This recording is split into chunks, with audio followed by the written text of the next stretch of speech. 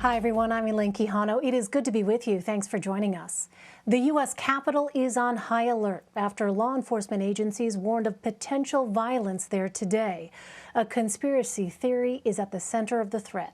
Capitol Hill police say they've obtained intelligence of a possible plot by a militia group.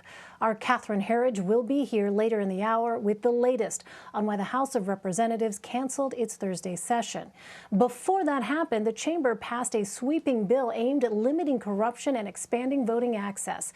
The so-called For the People Act also requires presidential candidates to release their tax returns.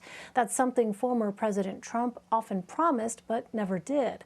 Lawmakers approved it along party lines. Meanwhile, the Senate is still busy at work. On Thursday, it voted to proceed to debate over President Biden's COVID relief package. Vice President Kamala Harris cast the tie-breaking vote. There are already roadblocks ahead as Republicans work to delay the bill's passage. They've forced a full reading of the 600-plus page legislation on the Senate floor. Once that is over, there could be up to 20 hours of debate. Earlier, President Biden discussed his efforts to court Republican support.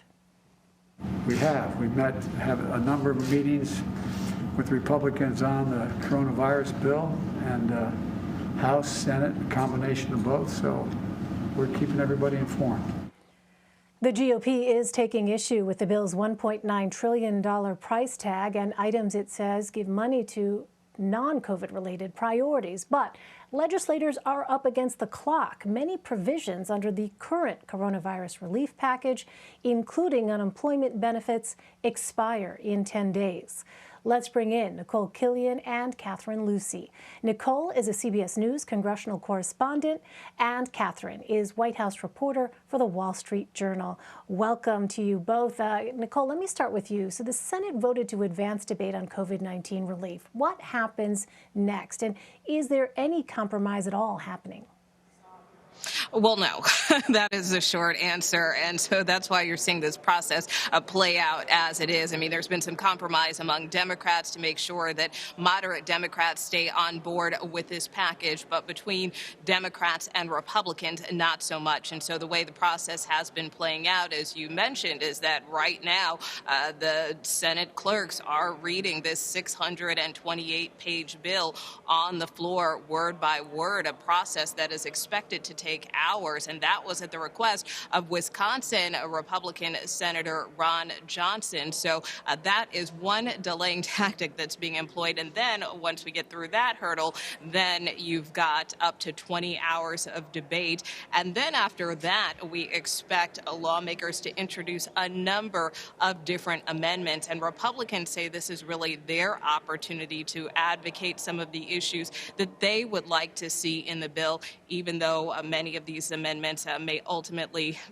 not be included. Same thing for Democrats. We know that they are planning to propose a number of amendments as well. So the bottom line is that this process is expected to take several days, with a final vote not expected until potentially sometime this weekend. Well, Catherine, in spite of the CDC warning that now is not the time to end mask mandates and fully open businesses, Texas and Mississippi are opting to do just that. Here is White House Press Secretary Jen Psaki earlier when asked about the changes. Our concern here is on the health, welfare, well-being, and survival, frankly, of people across the country. And in states where the guidelines are not, or where the recommendations from leadership is not following health and medical guidelines, we have concerns about the impact on the population. How much are politics factoring into these states opening up, and does it complicate things here for the White House? Well, certainly the White House is pushing back very strongly on this. You heard the president yesterday describing this as Neanderthal thinking. The White House is really concerned that this is not the moment to lift restrictions, They're warning that this comes as more contagious variants are spreading, that vaccinations are still picking up, that this is the wrong approach. They think that masking works and that it should continue. But this is something that we've seen play out throughout the pandemic, is states and the federal government not always seeing eye to eye on what to do. Texas is a state that has tried to aggressively reopen, and of course some other smaller states have already also started trying to reopen. Iowa, North Dakota, other places like that. So you're going to continue to see this play out, this dynamic with the White House and the states. Well, Nikole, I also want to ask you about the election and government reform bill that the House passed last night. Why did that come about, and what would that bill do? Oh, well, this is something that House Democrats have put forth before, but it is a pretty sweeping elections reform package. It does a couple of things, including expanding early voting, allowing automatic same-day registration.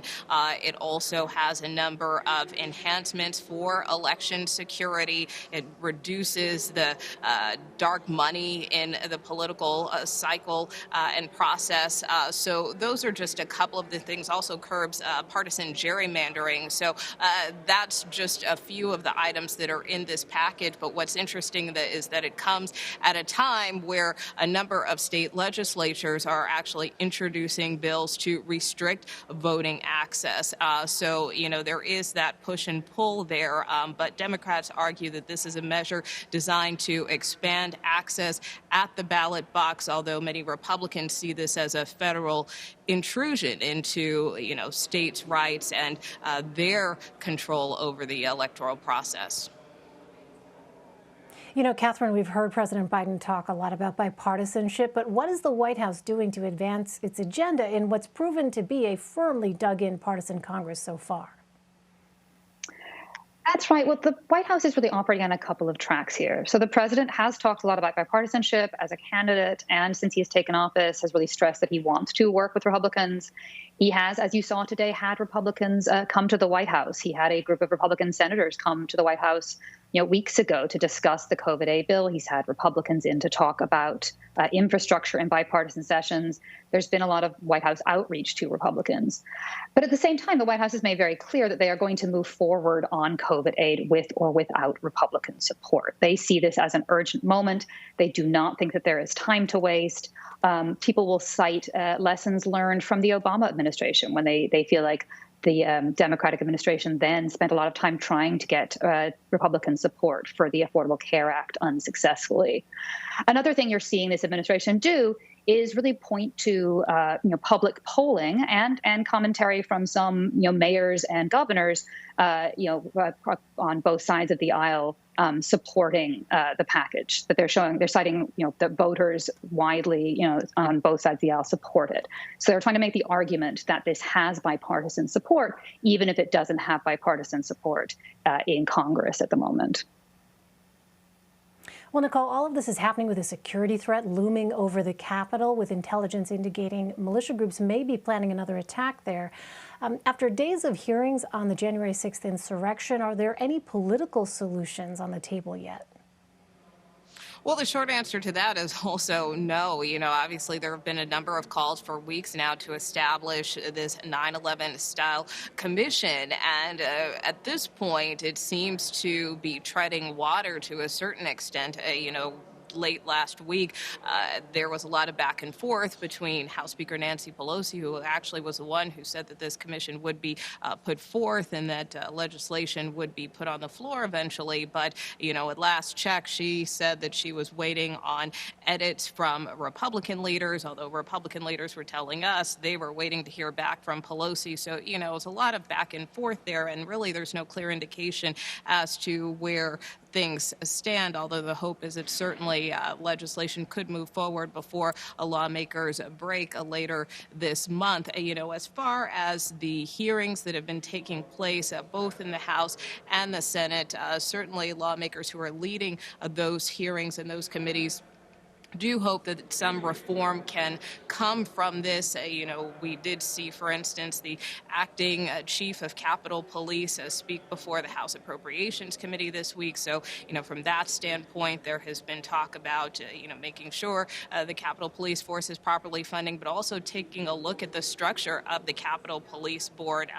And that really has been an issue that has come up numerous times in a lot of these hearings, just as far as the chain of command, because you have, the House and Sergeant of Arms, you've got the Capitol Police Chief, and then you've got the Architect of the Capitol, and it's just this system that some lawmakers feel are antiquated and needs to be reviewed going forward. And also, House Speaker Pelosi did acknowledge today that more funding certainly will likely be needed as far as security. There is a review process underway that she has commissioned, and she has acknowledged, as far as member security, there may be supplemental funding that is needed to handle that, potentially additional funding for fencing here at the Capitol. So certainly a number of solutions are being discussed, and we expect more of these hearings to continue in the coming weeks. Well, Catherine, it seems some Republicans are starting to speak out against former President Trump. Congressman Tom Emmer, who was working to flip the House for the GOP in 2022, said Mr. Trump should not back primary challenges of Republicans who voted to impeach him. What's the response been? Yes, it's hard to know how this will unfold. President Trump has already made very clear that he wants to continue playing a leading role in the party. He wants to target Republicans who, backed his impeachment. So I'm not sure that he's going to listen to any requests to stand down. He's already endorsed a challenger to an Ohio Republican congressman who supported his impeachment. At the conservative gathering CPAC, he read aloud the names of Republicans who backed his impeachment on stage. So this has been the narrative from Trump, really from the beginning, is that, he is wanted to, take action, and that he wants to continue to be a central figure in the party. We've also, throughout his presidency and his candidacy before that, President Trump was not always very interested in listening to other Republicans in his party or taking their advice. So hard to know how, if this is going to be a different moment for him. But this certainly creates challenges for Republicans who do think they're in striking distance of taking back the House. And, the messaging from Trump may not be helpful in some of these very closely held seats, where people are concerned about the riot at the Capitol and the events that day. But as I said, I think, President Trump has made pretty clear that he wants to play a role here. Yeah, the comment is notable, though, because Congressman, as you know, is a longtime supporter of former President Trump. Finally, Catherine, I want to ask you about immigration. The number of migrant children crossing the border is on a record-breaking pace. Now, we've reported on how this influx is overwhelming capacity at Border Patrol facilities, many of which are not designed to hold children. So how does this impact the president's immigration reform efforts? Well, certainly this is a difficult situation for this administration. They are defending their efforts to try and manage this at the border. This comes as they're trying to see a path forward with immigration reform. The president has proposed a sweeping immigration package, as one of his early actions in office. But this is an issue that's been challenging to get support on. There is talk, and they have been looking at ways that perhaps they could move forward with a more, piecemeal approach on some smaller, more narrowly focused bills that they can get broader support on. But certainly this is a challenge that is growing in the early days of this administration. All right, Nikole, Killion, and Catherine Lucey, thank you both very much.